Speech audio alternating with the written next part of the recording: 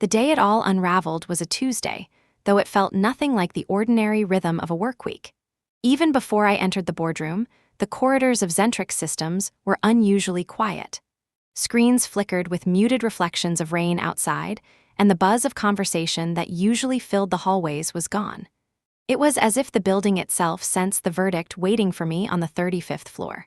The boardroom was colder than I remembered. Glass walls stretched from floor to ceiling, giving a panoramic view of the city blurred by rain.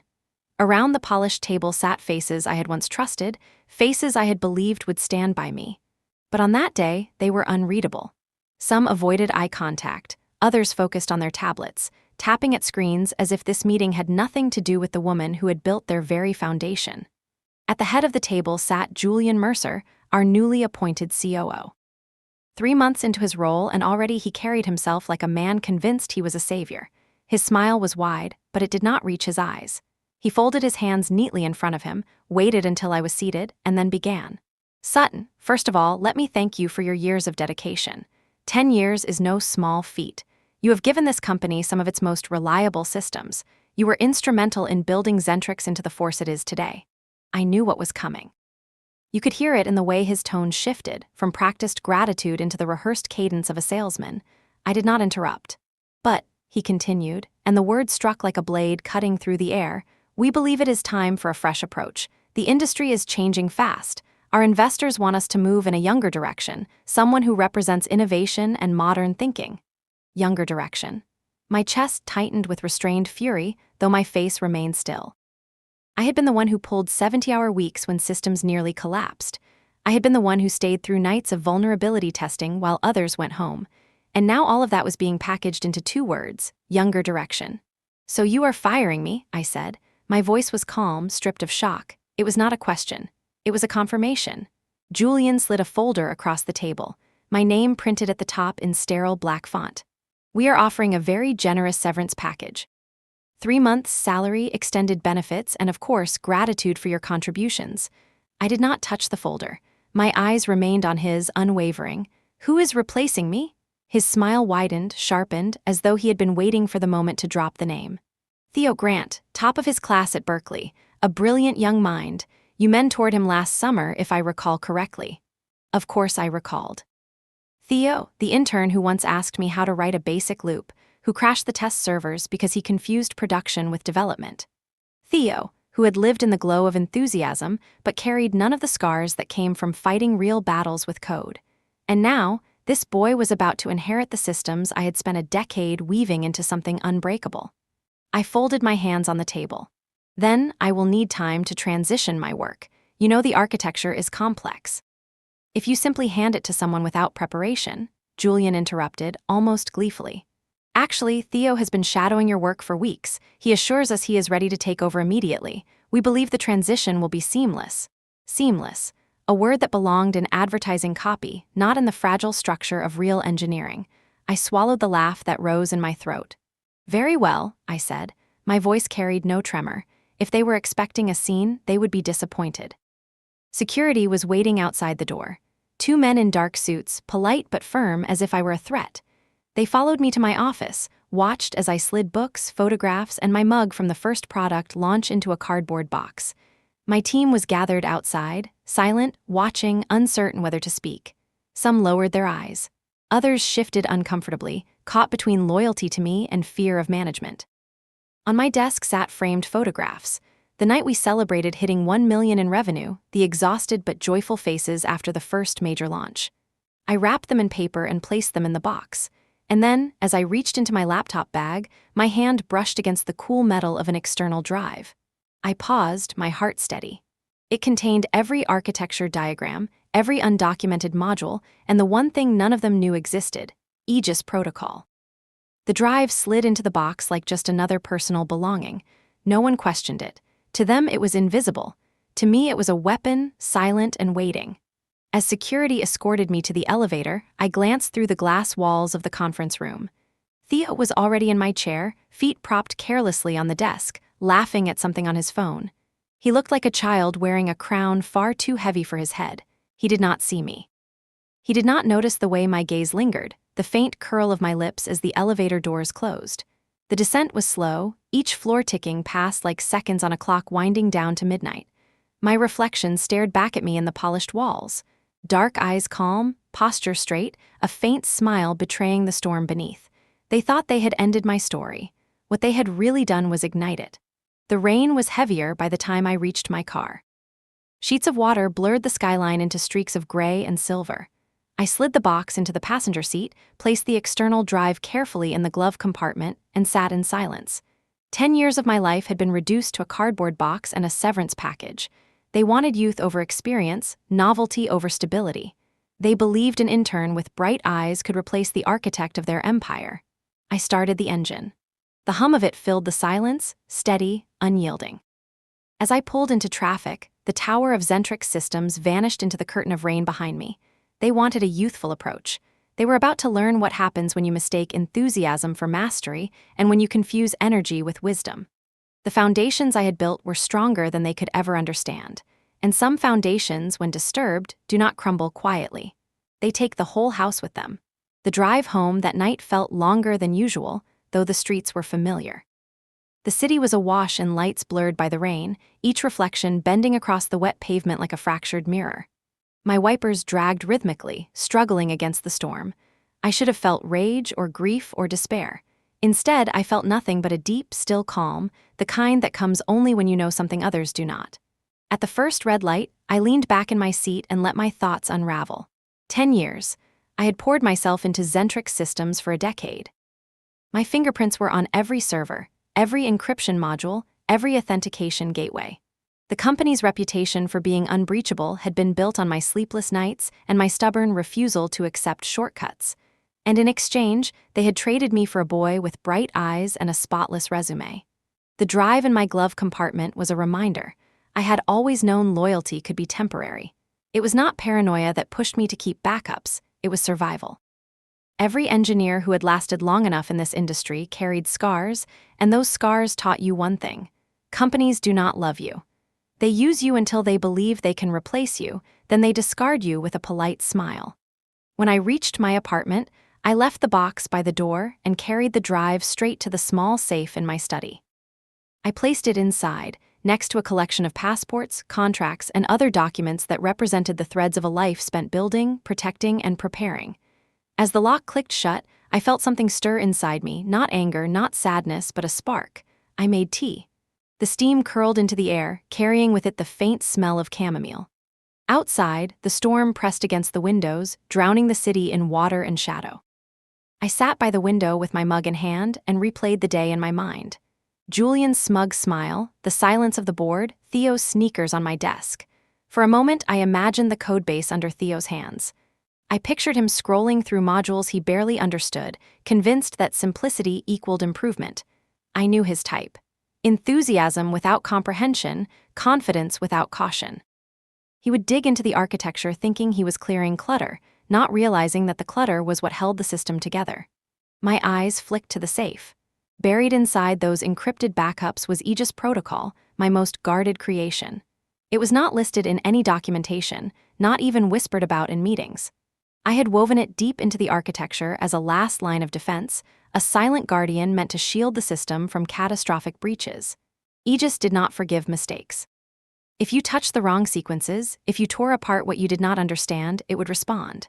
Theo had no idea what he was walking into, and neither did Julian or the board. I turned my phone face down on the table. Already it buzzed with messages from colleagues. A few brave enough to send quiet words of support, others too cautious to put anything in writing. I did not reply. Not yet.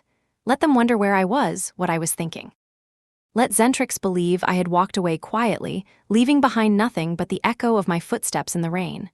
I thought back to the first time I stepped into that company. 10 years younger, hungry, determined. The office had been half the size, the budget tight, the servers barely held together with duct tape and prayer. I stayed when others left. I fixed what was broken when no one else would. I became the backbone of something that grew from fragile beginnings into a name whispered with respect in the world of cybersecurity. And yet in the end, none of that mattered. They had reduced me to a line item in a budget, a liability in a report. 10 years weighed against the shallow promise of youth, and youth had won.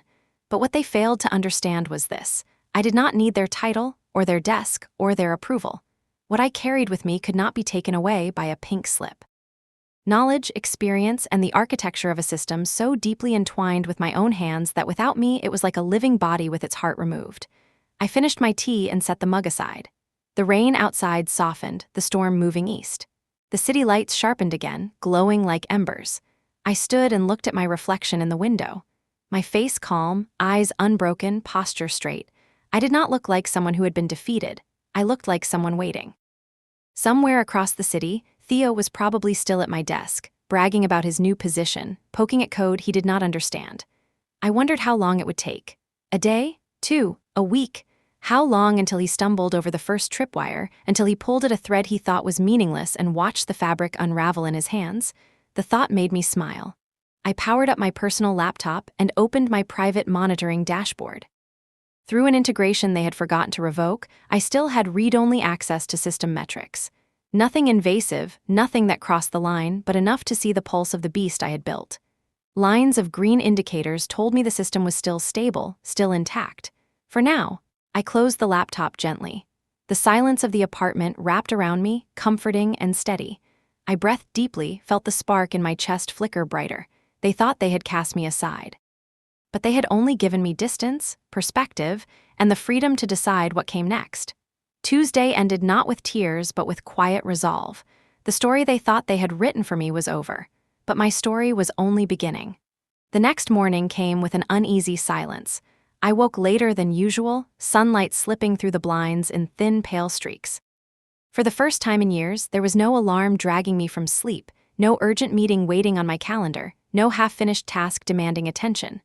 My laptop sat closed on the desk across the room, patient and quiet like an animal holding its breath. I brewed coffee and watched steam coil upward, letting the bitterness of the aroma fill my lungs. For a brief moment, I wondered if this was what freedom was supposed to feel like. But the thought felt hollow. This was not freedom. This was exile. Forced, abrupt, and undeserved. I carried my mug to the desk and powered up my laptop. The familiar hum steadied me, grounding me in a world that still made sense. My private dashboard opened, a series of charts and metrics glowing in soft green. Zentrix's systems pulsed steadily, as if mocking me. They had taken everything from me, but they could not take my vigilance. At first, everything looked normal.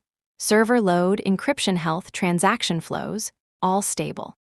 I sipped my coffee and leaned back, letting the numbers scroll past. But then, buried in the logs, I noticed an anomaly. It was small, almost unremarkable. A string of deletions flagged as legacy code removal. My lips curled. Theo. He was already tearing through the architecture. I could almost hear his voice in my memory, the way he had said last summer, "This system is way too complicated. It should be simpler." Simplify. The word every rookie adored and every veteran feared. Simplicity was not always strength. Sometimes complexity was protection. I followed the logs as they unfolded. Entire modules flagged and deleted, subsystems I had designed after nights of studying intrusion attempts, pieces of armor welded carefully into the system to absorb the blows that would eventually come. And now, with the keystrokes of a boy eager to impress, that armor was being discarded. The board had called me expensive. Julian had called me outdated. But not one of them understood that Zentrix's fortress was built not of walls, but of interlocking traps, fail-safes, redundancies that only looked unnecessary to the untrained eye. Remove one and you weakened another. Pull the wrong thread and the whole weave unraveled. I placed my mug down, my fingers tightening against the desk. This was not paranoia. This was inevitability. My phone buzzed. Marcus. He was one of the few colleagues I respected, a quiet man who rarely spoke in meetings but always listened carefully. He had once told me that my code read like poetry. The message on my screen was brief. "You seeing this? System acting weird." I stared at the words. He had noticed too. Even without access to my private dashboard, even from inside the company, he had sensed the tremors. I typed back, simple and direct. "Yes, I see it." No elaboration. No explanation. The less written down, the safer. I closed my laptop and leaned back in my chair. My apartment was quiet, the only sound the soft tick of a clock on the wall. Outside, traffic hummed, the city oblivious to the fracture beginning to spread through Zentrix's walls. I thought of Theo again.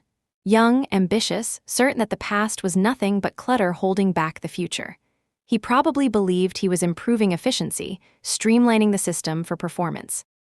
He did not realize he was dismantling the foundation brick by brick, and beneath those bricks lay Aegis Protocol, silent, waiting. When I built it, I had done so in secret. Long nights, half-finished cups of coffee, eyes burning from too many hours at the screen. I had known then that no system was safe, not from outside threats and not from the arrogance within. Aegis was my answer, a final defense disguised as nothing more than error-handling routines. It would sit invisible until the moment someone made the wrong move, and then it would act. I never thought it would be someone from inside who triggered it, but perhaps I should have. The afternoon passed quietly. I pretended to distract myself with books, with the television, with idle chores. But my mind was tethered to that dashboard, the numbers dancing behind my eyelids. Every time I closed my eyes, I saw Theo deleting another piece of armor, another safeguard, stripping the fortress bare. By evening, Marcus sent another message. He's deleting modules, says they're redundant. Landon, backing him.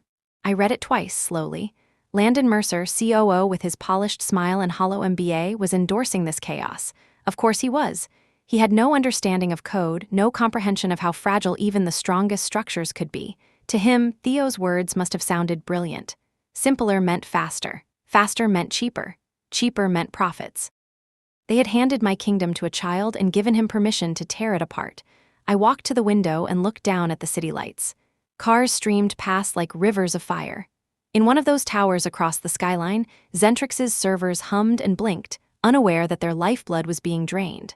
For the first time in 10 years, I was not inside those walls. I was outside, watching the cracks appear. The tea I brewed that night tasted bitter.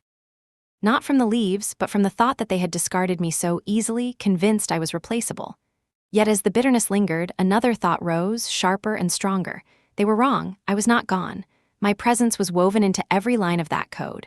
My shadow lived in the system itself. Theo would learn this soon. So would Julian, so would the board. The first cracks had appeared, and cracks, left unattended, always spread.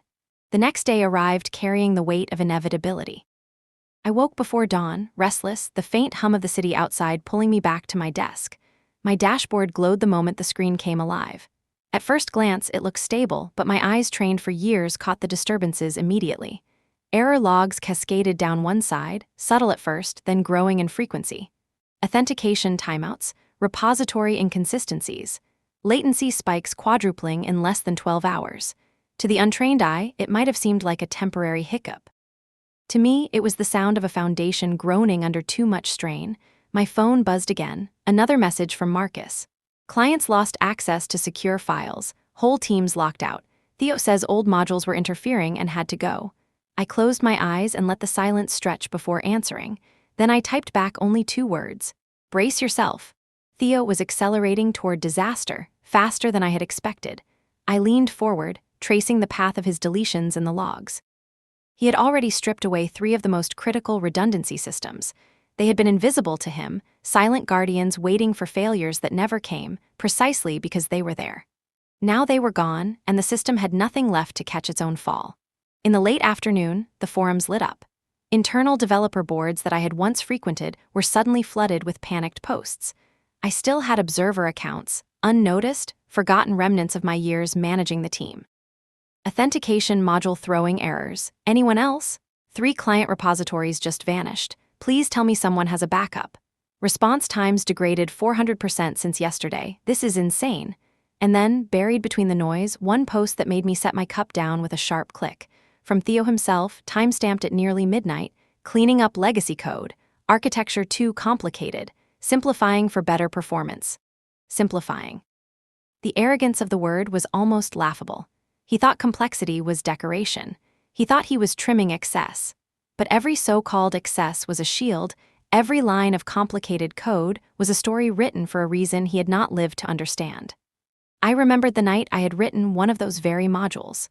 3 years ago, when a competitor tried to worm into our system, I had stayed until dawn tracing their attempts. That was when I created the layered encryption fallback Theo had just destroyed. To him, it was clutter. To me, it had been survival. I sat back, the glow of the screen painting my face in cold light. The irony was sharp. They had removed me in the name of progress, and within 48 hours their empire was crumbling. By evening, Marcus called. His voice was tight, hushed, as if he were speaking from a corner where no one could hear him. Sutton, it's bad. He's not listening to anyone. He wiped a validation module this morning. Landon is backing every move. The board thinks Theo is a genius for making things faster, but the system is falling apart. My fingers tightened around the phone. I asked quietly, do they have any idea what happens if he keeps deleting? Marcus hesitated. No, they think it's glitches. They're telling clients everything will stabilize by Friday. Friday? I almost laughed. Friday would not bring stability. Friday would bring collapse. I thanked Marcus, told him to stay safe, and ended the call. Then I returned to my desk and opened one particular log, one I had almost forgotten existed. Buried deep, disguised as harmless error handling, the heartbeat of Aegis protocol flickered. Inactive, waiting, watching. It was not malicious. I had never built it to harm. Aegis was designed to protect, to secure against intruders who tried to dismantle what they did not understand. It did not matter if those intruders came from outside or inside. To Aegis, deletion without proper authorization was an attack. Theo was one command away from touching its tripwire. And when he did, Zentrix would learn the difference between losing an engineer and losing the foundation she had built. I sat back, folded my arms, and stared at the ceiling. Rain tapped lightly against the windows again, the storm returning. I thought of Julian, of the board, of their smug certainty that they had chosen the future over the past. They had gambled everything on youth, on a boy's pride. They had not realized that pride and ignorance make a volatile combination. The cracks were spreading, silent and unseen by those who had chosen not to look. I could see them as clearly as fractures in glass, and like glass, the break would not be gradual. It would be sudden, shattering. I finished my coffee and let the empty cup rest beside the keyboard. My phone buzzed again, another desperate message from Marcus. He deleted the Keystone validation chain. System flagged multiple breaches in the last hour. Something's coming. I closed my eyes, exhaled slowly, and let the truth settle. The first cracks had deepened into fractures. By the time Friday arrived, they would no longer be cracks at all. They would be the sound of an empire breaking apart in 43 seconds. And when that moment came, I would be ready. Friday dawned with a strange clarity in the air. The storm that had blanketed the city for days had finally passed, leaving the streets gleaming like polished steel. Sunlight broke across the skyline, sharp and golden, reflecting from glass towers. It looked like a day meant for new beginnings. For Zentrix Systems, it was the beginning of the end. I was already awake, seated at my desk with my laptop open, eyes fixed on the dashboard. The metrics flickered nervously, spikes and drops chasing each other across the screen like waves in a storm. I had barely touched my coffee. My stomach churned with the knowledge of what was coming. At 9:17 a.m., the first alarm blazed across my dashboard. Unauthorized deletion detected. My pulse quickened. Theo had just erased the Keystone module, convinced it was obsolete. He had no idea it was the fulcrum holding the architecture upright. I leaned forward, eyes narrowing, as lines of code scrolled faster than I could track. Aegis protocol stirred. It was subtle at first. A routine error-handling script flickered to life, running silent checks, probing the state of the system. Then, as it confirmed the breach, the heartbeat accelerated. Warnings cascaded across the screen, red flashing indicators stacking one after another. I whispered to myself, here it comes. At 9:18, access points slammed shut. Servers sealed themselves off from external requests. The system folded inward like a fortress, drawing up its bridges and locking its gates. At 9:19, encryption protocols activated. Every line of data, every transaction record, every client file was swept into quantum containers, sealed behind 2040 8-bit locks. The kind of encryption no one on Earth could break without the private key. My private key. The speed was breathtaking. Files vanished from the dashboard, not destroyed, but hidden, secured away like treasures locked in vaults. Entire repositories disappeared from view. What had been years of transactions, millions of records, all vanished behind a wall stronger than anything Zentrix's board could imagine. At 9:20, chaos erupted. My phone lit up with messages, notifications buzzing so quickly the sound blurred into a constant vibration. Marcus was the first. It's happening. Total lockdown. Nothing accessible. Then another. Theo is panicking. He's screaming that he doesn't know what triggered it. And another. Servers unresponsive. Clients already calling. They think we've been hacked. I watched, calm and unshaken, as the fortress I had built defended itself. To them, it looked like destruction. To me, it was beauty, precision. A masterpiece executing its final act exactly as designed. At 9:21 a.m., it was over. 43 seconds from start to finish. $82 million of digital infrastructure locked away, untouchable, invisible. The metrics on my dashboard settled into silence. Green turned to gray, alive but inaccessible. I sat back, finally lifting the mug to my lips. The coffee was cold, but I drank it anyway. My hands were steady, my breathing calm. I had known this moment would come. I had simply not known how soon. Messages poured in faster. Former colleagues, acquaintances, even strangers from the tech community. What is happening at Zentrix? Did you see the system crash? Massive failure. Everything gone, 43 seconds. The words repeated over and over, gone, failure, destruction. None of them realized the truth. Nothing was gone, nothing was destroyed. It was safer than it had ever been, wrapped in the arms of Aegis, waiting for the one person who could free it. Me. By 9:30, my phone rang with an unknown number. The area code gave it away. Headquarters. I let it ring 4 times before answering. Sutton, a voice gasped, tight with panic. Not Julian, someone from it. We need you. There's been an incident. The entire system is locked down. We can't access anything. Please, you have to come in immediately. I sipped the last of my cold coffee before answering.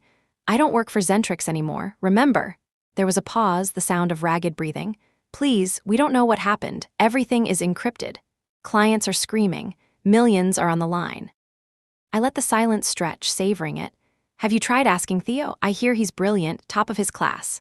The voice cracked. He's the one who triggered it. He deleted something critical. Now it's all gone. Sutton, you're the only one who can. I ended the call before he could finish. The phone rang again within seconds, and again, and again. Each time, I let it buzz until it silenced itself. I was no longer theirs to summon.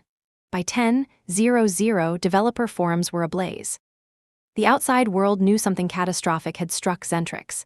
Tech blogs speculated on a massive hack. Investors demanded answers. Competitors circled like sharks in the water. And me? I sat in my apartment, rain-washed sunlight spilling across my desk, sipping fresh tea, watching, waiting. Aegis had done exactly what I had built it to do. Protect against destruction. Guard against arrogance. Punish those who thought they could strip away what they did not understand. Theo had triggered it, but the lesson was larger than him. Zentrix had gambled that experience could be replaced by youth. Now they were learning that some codes were more than strings of commands. They were lifelines. And lifelines, once cut, do not forgive. I leaned back, eyes on the skyline. Somewhere in that gleaming tower, executives screamed, engineers panicked, and Theo's hands shook over a keyboard he no longer understood. 43 seconds had rewritten everything. And this was only the beginning. By mid-morning, Zentrix was in full-blown panic. I did not need to watch the news to know. My inbox was flooded with messages from former colleagues, executives, even distant contractors. Each one desperate, anxious, hoping for guidance that I had no intention of giving. I opened my personal dashboard again. The system metrics were stable, solid, precise. Not a single bit had been lost. Everything was locked, sealed behind layers of encryption only I could undo. My heart did not race. I did not smile broadly. I merely observed. The storm unfolding across the city was as inevitable as the tide, and I was its quiet witness. Theo's first attempts to reverse the lockdown were amateurish. He tried to bypass the protocols he did not understand, triggering more defensive routines. Servers throttled, modules isolated themselves further. Panic escalated in real time as error notifications cascaded into hundreds of unreadable logs. The COO, Julian Mercer, appeared on a video call with the board, his polished confidence unraveling in front of dozens of executives. I imagined his voice cracking as he tried to explain, "Legacy code malfunction, we are investigating, it was unexpected." I poured another cup of tea, listening to the storm outside. The city felt distant, irrelevant. I thought about the irony. Zentrix had fired me to save money on salary. They had thought the younger, brighter mind of Theo Grant could substitute for my decade of experience. And in 43 seconds, that confidence had imploded in a spectacular display of consequence. The emails from Marcus grew more frequent. They are calling the board, clients threatening to pull contracts. Stock is plummeting. I allowed myself a small, satisfied exhale, not for the suffering, but for the inevitability of justice. They had misjudged me. They had misjudged experience. They had ignored the value of the foundation they had built on my back, and now they were paying the price. I watched the internal chat threads. Developers tried everything, restarting servers, rebuilding from cached data, manual interventions. Nothing worked. Aegis had anticipated every contingency, every half measure they could throw at it. Without the private key, the fortress would remain impervious. I leaned back in my chair, tracing the paths of the breach and the cascading locks.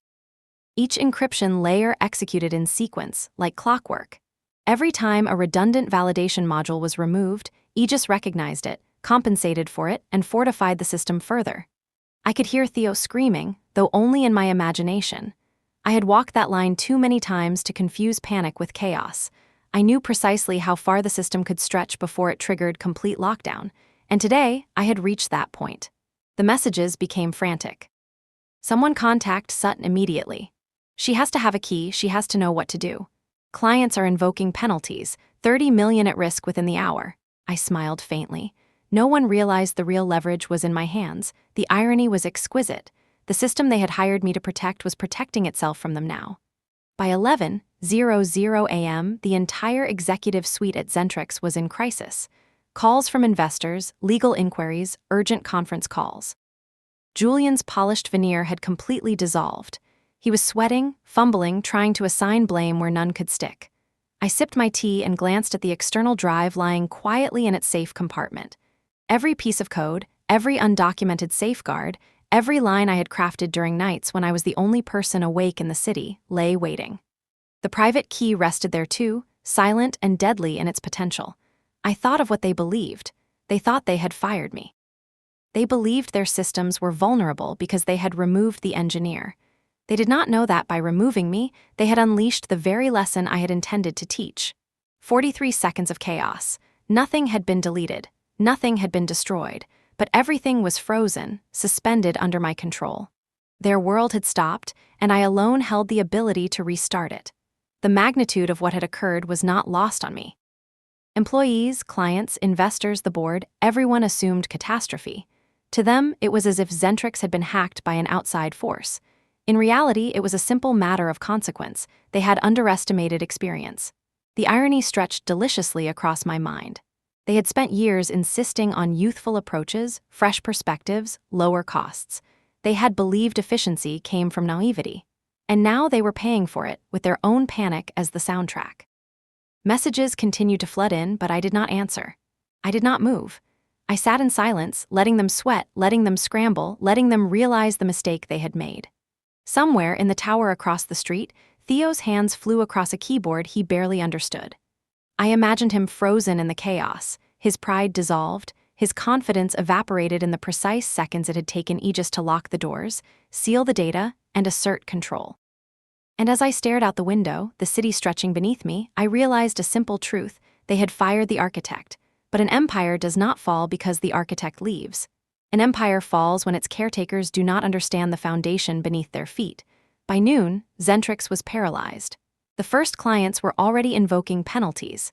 Internal memos described total system lockdown. Executives could not access financial records. Analysts could not pull reports. And in the midst of this storm, I was free, untouched, unshaken, holding the key to unlock everything they had so arrogantly assumed was theirs. 43 seconds. A single moment that reshaped everything. And I knew with certainty that this was only the opening act. By the time the afternoon sun had climbed high, Zentrix was a city of chaos in microcosm. The glass towers gleamed, indifferent, while inside, panic had taken residence in every corner. Phones rang endlessly. Keyboards clicked with frantic urgency. Alerts flashed red across every screen. Yet I sat in my quiet apartment, distant, observing. I had no need to intervene. The system I had built was doing precisely what I had designed it to do. Messages poured in, desperate, pleading, some almost accusatory. Former colleagues reached out, legal advisors whispered of liabilities, even clients demanded explanations they could never receive. And all of it led to one immutable fact: I held the only key to restore their empire. For a moment, I allowed myself a deep breath, closing my eyes. The tension in my shoulders slowly released. Years of discipline, countless sleepless nights, late-night coding marathons, each moment had brought me here. Every failsafe, every redundant chain, every hidden safeguard now converged in a single truth. Power was mine, and it had been mine all along. The COO, Julian Mercer, had called repeatedly, his voice rising in pitch with each new failure. I imagined him pacing the boardroom, trying to command chaos that was beyond his comprehension. They had trained for crisis management, but they had never trained for the consequences of underestimating experience. I opened my laptop again, not out of necessity, but out of curiosity. My dashboard showed the cascade in real time.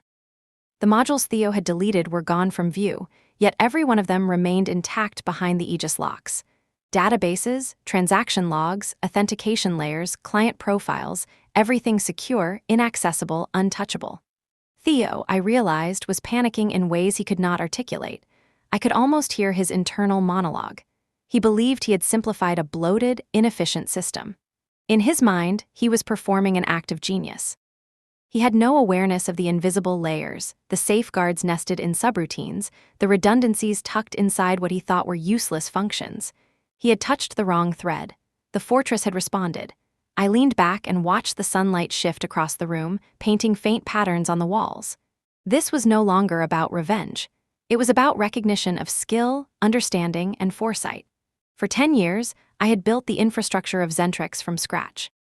They had cast me aside for novelty, and novelty had collided with reality in 43 seconds. The phone buzzed again. "Marcus, they're calling you. Julian, legal investors. They all want to know what to do next. Clients are threatening to pull contracts. Stock is plummeting. This is catastrophic."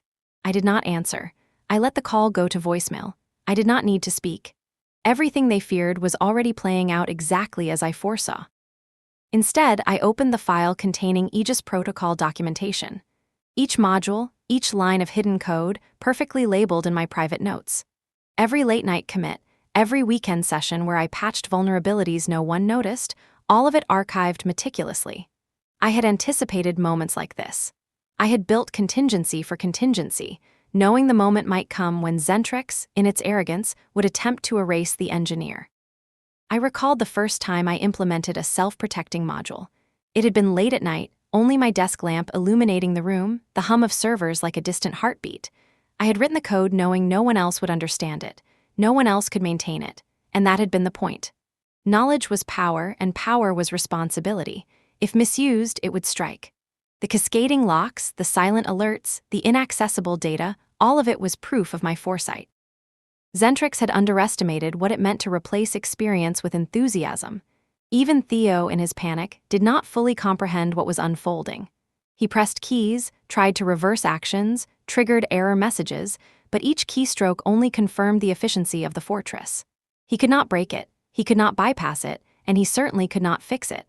I watched the shadows stretch across the apartment floor. I felt the calm satisfaction of inevitability. They had chosen youth over mastery, naivety over wisdom. Now they were learning, painfully and spectacularly, the cost of that decision. It was in that silence, amidst the storm of digital chaos outside my walls, that I realized something profound. I was no longer just an engineer displaced. I was a force. I was no longer powerless.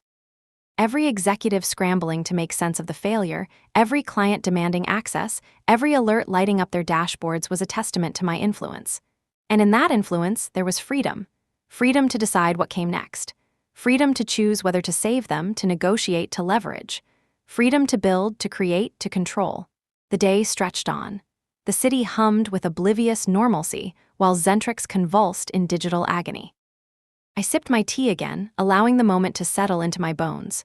This was no victory yet, but the tides were turning. The rules had changed. And I, Sutton Newman, held the compass.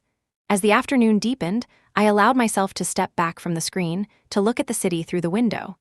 The streets shimmered with sunlight bouncing off wet asphalt, pedestrians moving as though oblivious to the collapse unfolding in the tower where Zentrix systems operated. The irony was exquisite. Outside, the city functioned normally. Inside, an empire strained under its own hubris. Messages continued to flood in. Every executive, every client liaison, every board member seemed to believe that I was their last hope. They were wrong. I had no intention of running back to salvage what they had so carelessly destroyed. My role was not to repair their mistakes, but to observe them, to watch the lessons unfold in real time. Theo's mistakes were piling. Each deletion had triggered an unanticipated chain of defensive routines. Redundant systems fell away. Validation scripts locked themselves. Servers went dark. And still, Aegis held. It was beautiful in its precision. Every safeguard I had written was executing exactly as intended. Every safeguard I had written was reminding them why experience mattered. I closed my eyes briefly and recalled the countless nights spent in this very position, fixing code no one else could understand, anticipating attacks no one else foresaw. I had built redundancies upon redundancies, layers upon layers. Some were documented, some were secret. I knew the architecture better than anyone alive, and now they were experiencing that truth in its most immediate form. My phone buzzed again. Another call from Marcus. "Sutton, you have to see this," he said. His voice was tense. "They've convened emergency meetings. Clients are invoking penalties. Stock is tanking. Everyone is freaking out." I smiled faintly. It was, for me, a quiet satisfaction, a recognition of inevitability. I said nothing. Instead, I traced a few lines of code on my screen, verifying the continued integrity of the system I had built.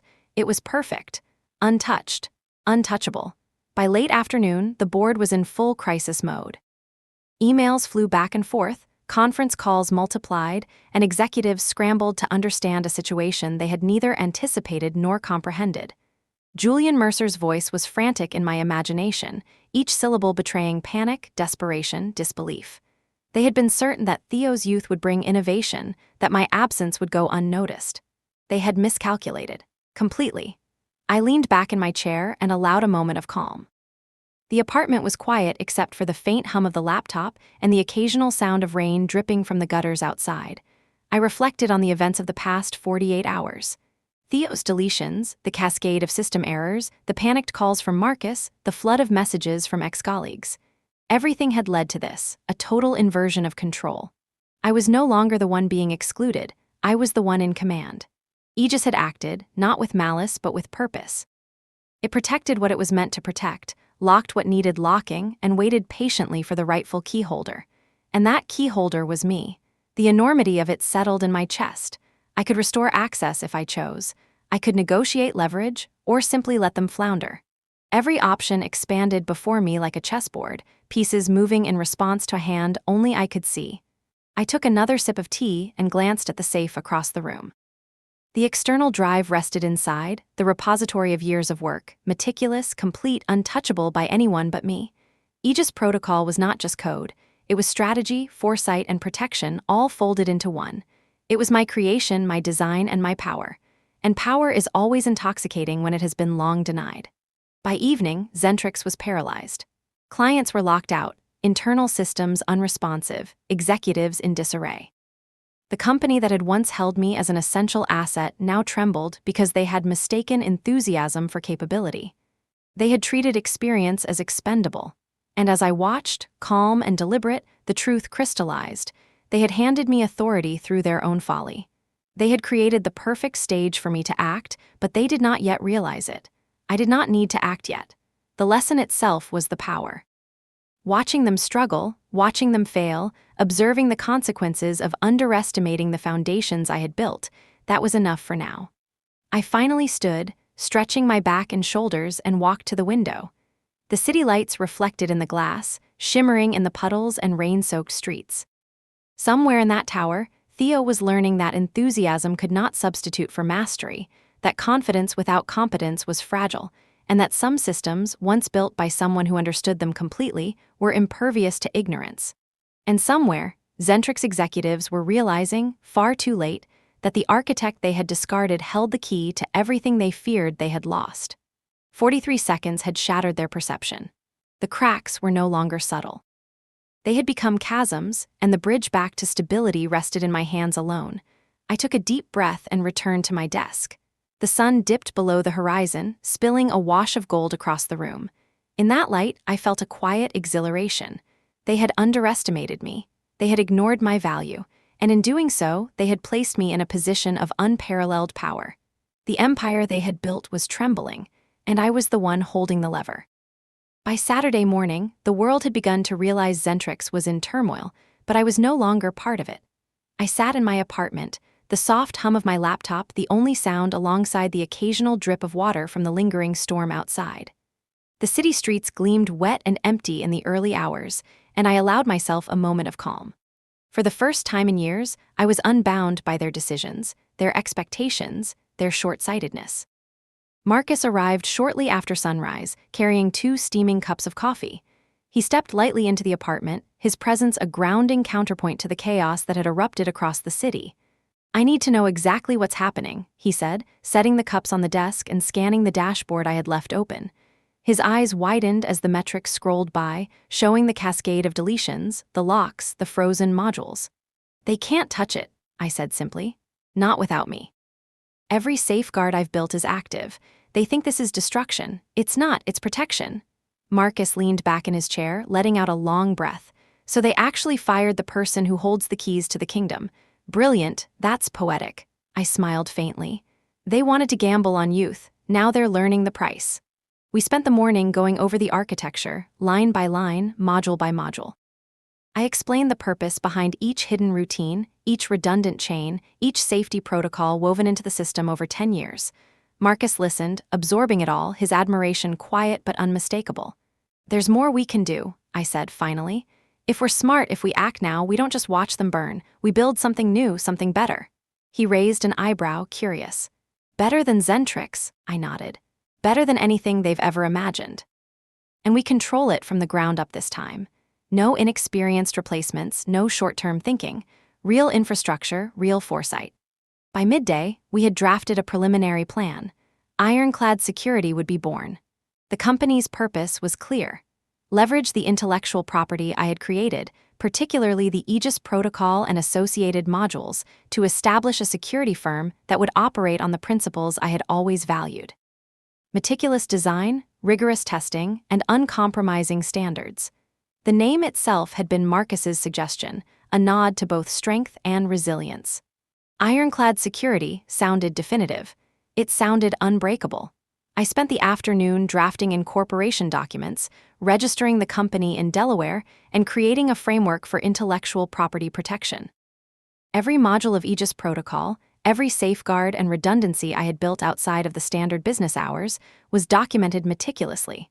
I had anticipated that Zentrix might attempt to claim ownership.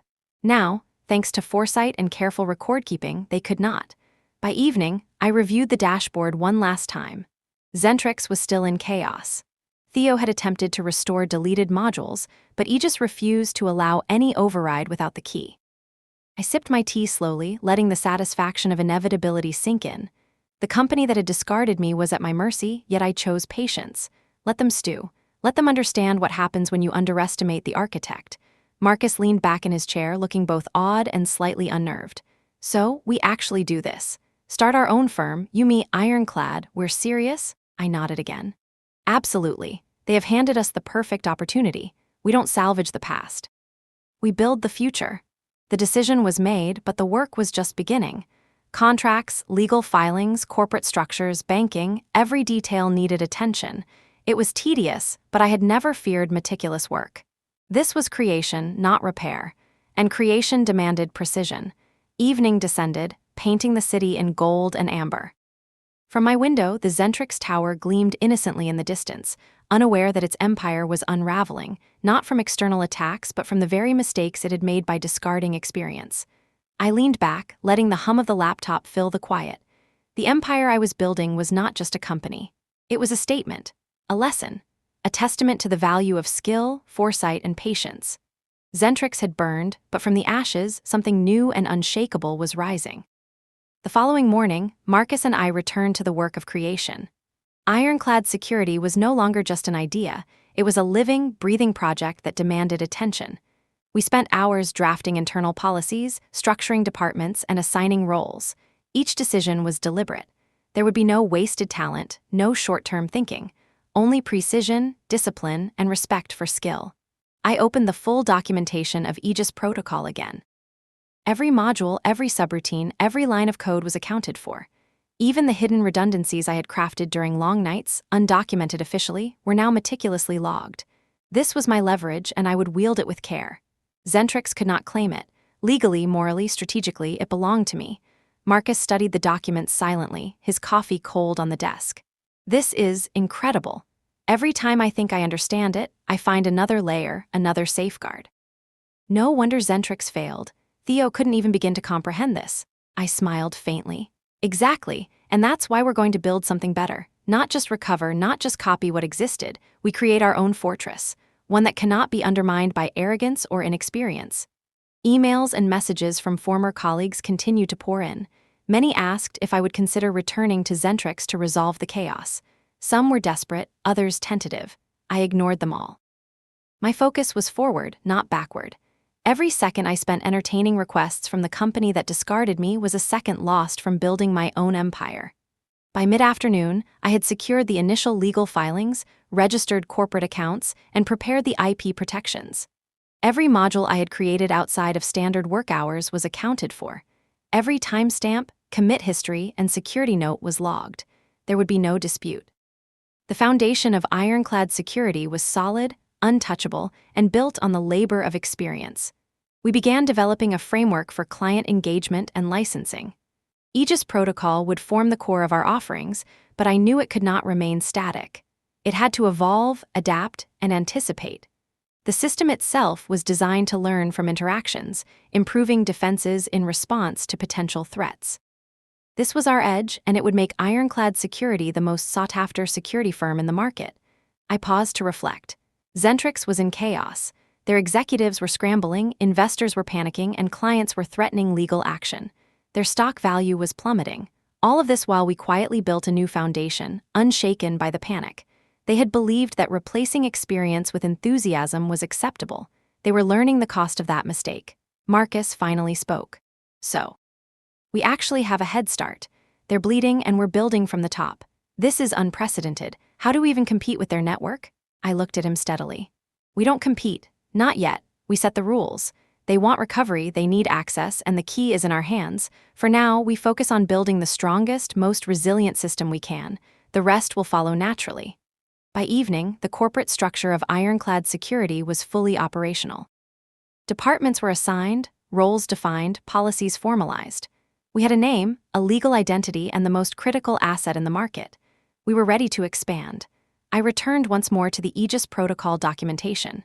Every safeguard, every hidden layer, every defensive routine meticulously cataloged.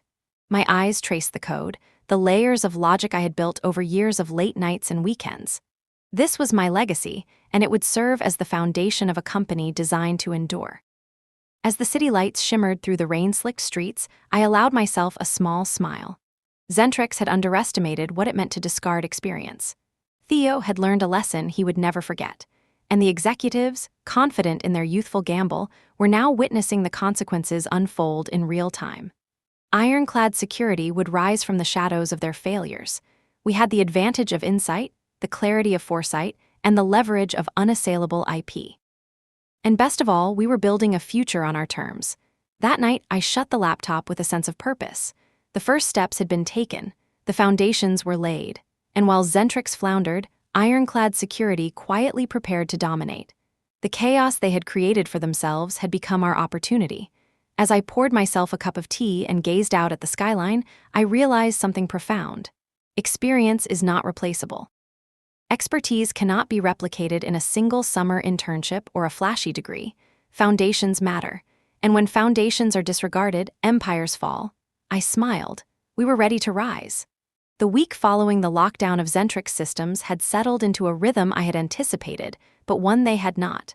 Their chaos had become the prelude to opportunity, and the world was beginning to take notice. Marcus and I spent the morning reviewing our progress. Ironclad security was no longer theoretical. Legal filings, corporate structure, intellectual property all in place. We had the leverage. Aegis Protocol was intact, protected, and uniquely ours. Zentrix was floundering without it, and every panic call, every investor inquiry, every client complaint was a reminder of the gap we had created. By late morning, a call came from Orion Dynamics.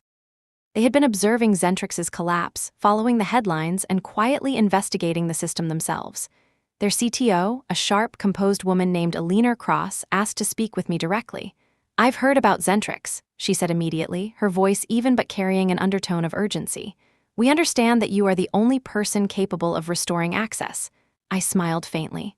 "That's correct." Eleanor paused, then continued. "We are prepared to make an offer. Exclusive licensing, full access to Aegis Protocol. We want to acquire rights from you, independent of Zentrix. We can discuss terms in person." I set the phone down, turning to Marcus. "Do you see what this is?" He nodded slowly.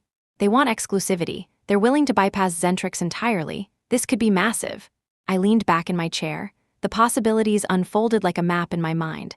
We had built a fortress, a system no one else could control. Zentrix had no leverage left.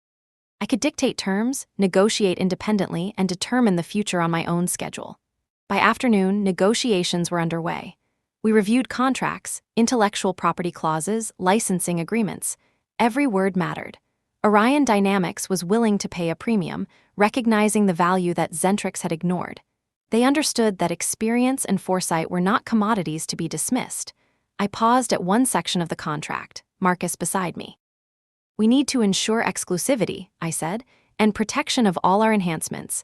Any replication or derivative must require our permission." Marcus nodded. "Everything else is standard, but the terms are generous, more than I imagined." I allowed a quiet satisfaction to settle. Zentrix had underestimated the consequences of discarding the architect. Now, I was turning their misjudgment into capital. By evening, Alina flew in for the final meeting. She and I reviewed every detail, every safeguard, every clause. She was competent, precise, and remarkably intelligent.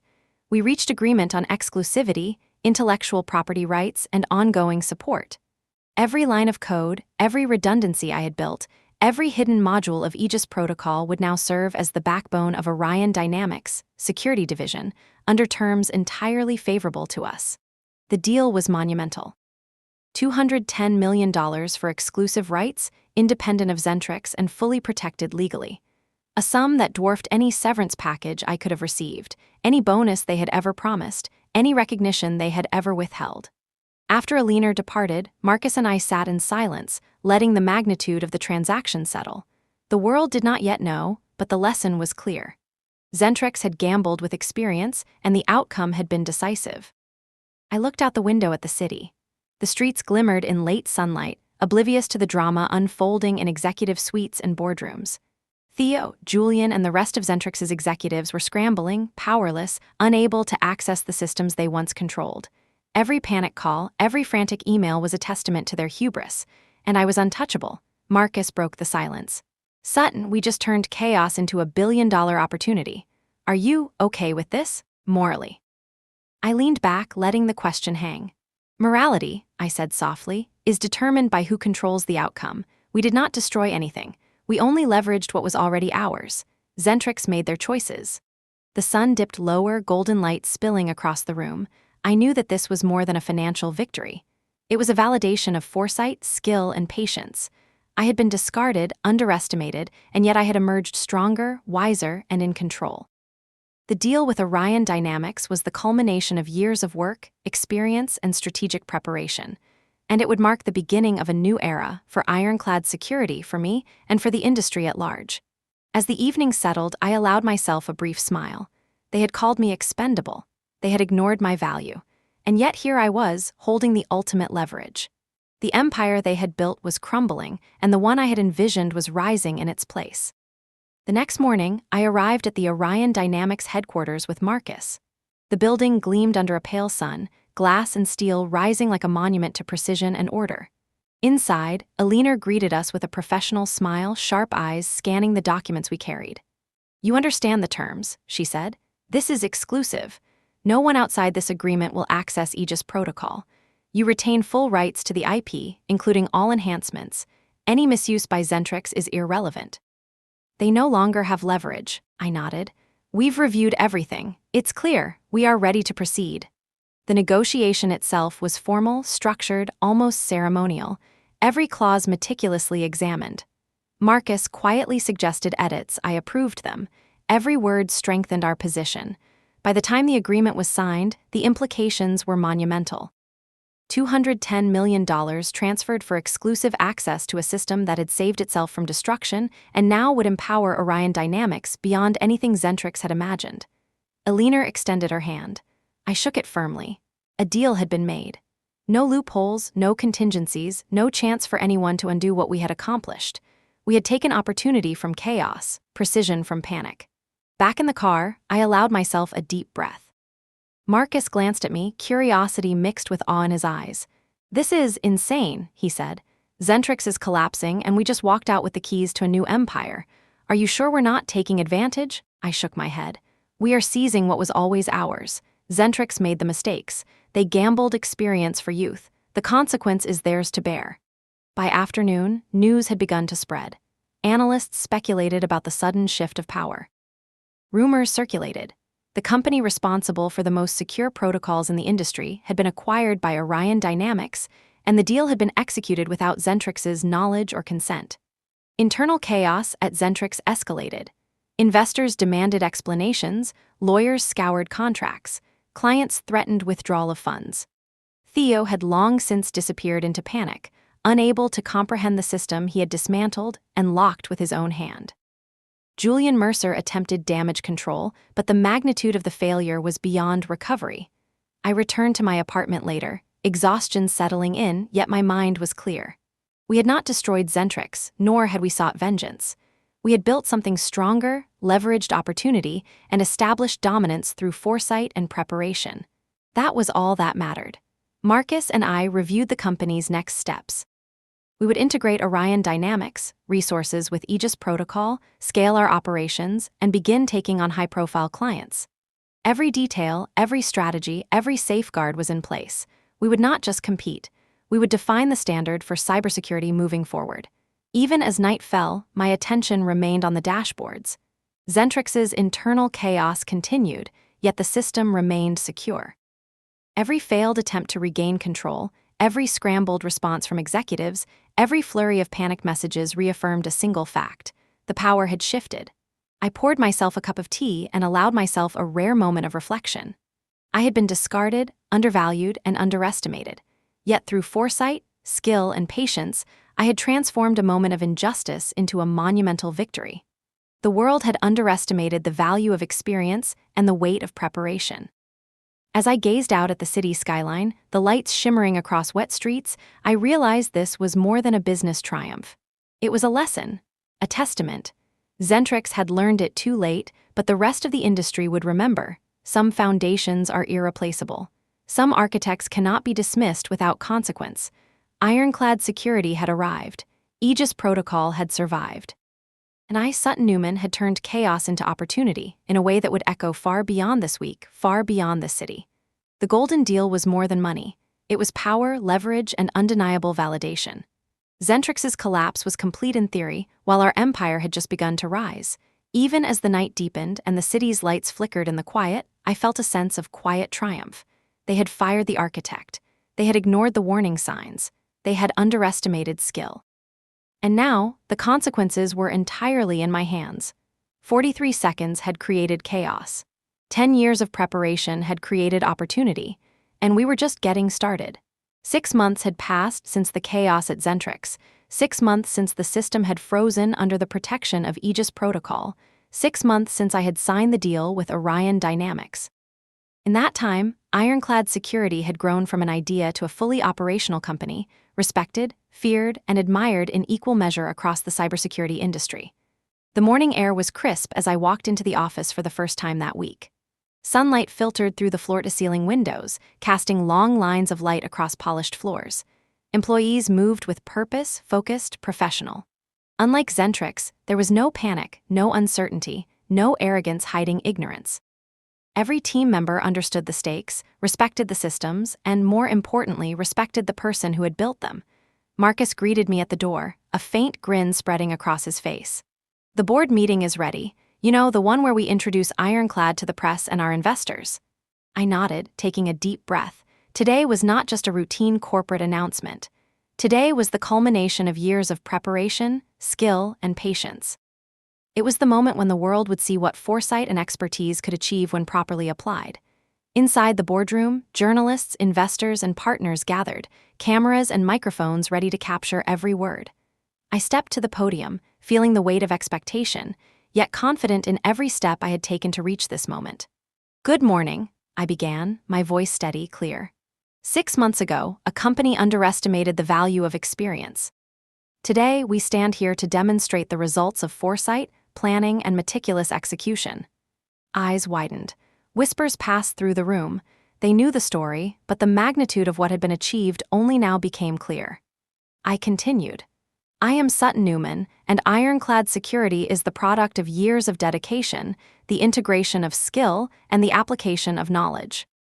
We have taken a system considered compromised and elevated it, creating a framework that not only protects against threats but anticipates them. Our proprietary Aegis protocol exemplifies this philosophy. I could feel the room shift, the collective realization settling in. This was not just a company. This was the triumph of precision over arrogance, of preparation over impulse, of skill over assumption. Questions came rapidly.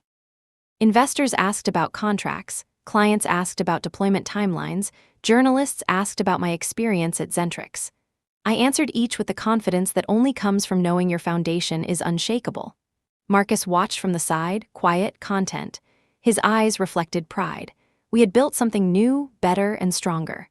Unlike Zentrix, ironclad security did not depend on short-term trends or misplaced confidence. Our structure, our systems, our culture, and our technology were resilient by design. After the press conference, a reporter approached. "Sutton, how do you reflect on Zentrix's collapse? Do you feel any regret?" I smiled faintly. "Regret?" I repeated. Zentrix made its choices. They gambled on novelty and lost. We simply recognized opportunity and built responsibly. There is no regret in preparing for what others refuse to see. Later that evening, I returned to the office alone, the city stretching in a mosaic of lights beneath me. The rain had returned, soft, persistent, as if reminding me of the storms that had preceded this calm. I opened my laptop, reviewing metrics from ongoing deployments. Every system secure, every client satisfied, every potential vulnerability accounted for, and in that moment, I allowed myself a rare pause. 6 months of calculated decisions had culminated in tangible proof. Ironclad security was not just surviving, it was thriving. And the empire I had once been discarded from was still floundering, lessons unlearned, chaos ongoing. The world had underestimated me once. They would not again. I looked out at the skyline and thought of the journey, the fires survived, the mistakes endured by others, the calm patience that had brought me here. It was more than victory. It was validation. The foundation was solid. The future ours to define. Night had fallen over the city, the streets glowing with reflections from streetlights and rain-slicked asphalt. I sat at my desk in the ironclad security headquarters, alone now, reviewing the day's reports. The company had completed its first series of large-scale client integrations. Every system monitored, every safeguard in place, every protocol running exactly as intended. I allowed myself a slow breath. 6 months ago, I had been discarded, underestimated, forced to watch an empire I had built crumble from the outside. Today, I was the architect of a rising force. Every decision, every line of code, every strategic move had brought me to this moment. I did not feel pride and arrogance, but satisfaction in execution, in preparation, in foresight. Marcus entered quietly, carrying 2 mugs of tea. He set one beside me, glancing at the metrics displayed across the screens. "They still haven't stabilized Zentrix, huh?" he asked lightly, though the tension in his eyes betrayed concern. "No," I replied. "They are still floundering. Every effort to regain control is hampered by their own mistakes. They ignored experience. They ignored the foundations that held their empire together, and now they are learning painfully what that means." He nodded. "And we get to move forward, build without those mistakes haunting us. It's incredible." I smiled faintly, sipping my tea. "It's not just incredible, it's a lesson, one I intend to honor in the way we build ironclad. Discipline, foresight, integrity, that is what sets us apart. That is why we will endure." As the night deepened, I reviewed the internal communications from clients and Orion Dynamics. Praise for the systems flowed in, but more than that, there was recognition. They understood the precision, the foresight, the layers of security that could only have been crafted by someone who truly understood every nuance. I leaned back in my chair and allowed a moment of reflection. I had been cast aside, underestimated, replaced by enthusiasm and youth. I had been forced to witness what happens when skill is ignored. And yet, through foresight, patience, and strategy, I had transformed that moment into opportunity, into empire. The city lights shimmered below my window. Somewhere in the distant towers, Zentrix executives were scrambling, failing, grasping at solutions they could not implement. Their mistakes were evident, glaring, and inescapable. I allowed myself a faint smile. They had called me expendable. They had ignored the warnings embedded in the systems they relied upon. And now, they had no recourse while I controlled the future. I opened a document outlining the next expansion for ironclad security. International clients, new partnerships, advanced security modules. The potential was enormous. each plan carefully designed to avoid the mistakes that had doomed others, every system meticulously monitored, every employee selected for skill, foresight, and reliability. Marcus watched me work for a moment. "You're calm," he said. "After everything, you're calm?" I nodded. "Because I know the foundation is solid. I know the system works. I know the lessons are learned. And I know that experience, when respected, is the ultimate safeguard." The night stretched on. Outside, the city continued its hum, oblivious to the magnitude of what had been accomplished. I felt a quiet satisfaction, a steady confidence. The past, with all its mistakes and misjudgments, had led to this. And this was only the beginning. As the clock ticked past midnight, I finally closed the laptop, leaving the screens dark. The work of ironclad security would continue tomorrow, and the day after, and for many years to come. The empire I had once been discarded from would fade in comparison, a cautionary tale of hubris and short-sightedness. And I, Sut Newman, would continue to build, expand, and lead. Experience mattered. Skill mattered. Patience mattered. Foundations mattered. I had survived chaos, leveraged opportunity, and transformed adversity into triumph. Glory was not given. It was earned. Legacy was not inherited. It was built. I poured a final cup of tea, letting the steam rise into the cool night air. I sat back, listening to the distant sounds of the city, calm, steady, assured. The journey had been long, the lessons hard, but the outcome undeniable. Ironclad security would endure. My influence was absolute. And the world had learned a fundamental truth: never underestimate the architect. The lights of the city flickered, and I allowed myself one final smile before turning off the lamp, leaving the empire I had built to shine on its own.